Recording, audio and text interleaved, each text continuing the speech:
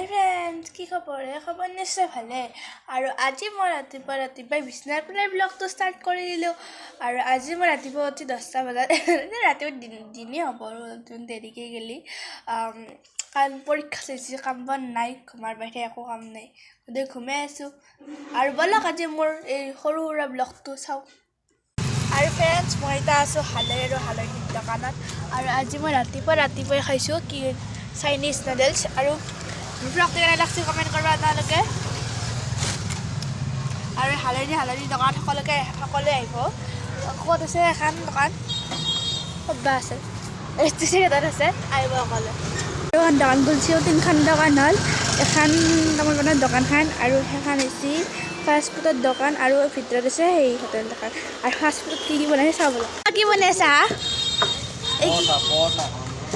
চবে খাব আহিব দে আমাৰ দোকানত। আৰু এই চুনু মুনুহঁতে, চুনু ভণ্টিৰ নাম, মুনু মোৰ নাম, এই এখন হাতে আমাৰ হালৈনী। কি খবৰ আপোনাৰ?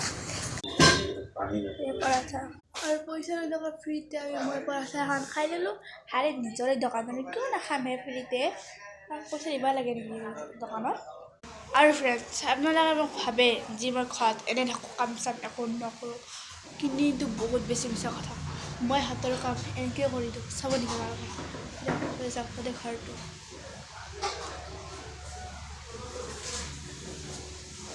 কি চাব কৰি দিম মই। 1 2 3 go। এয়া চাওঁ,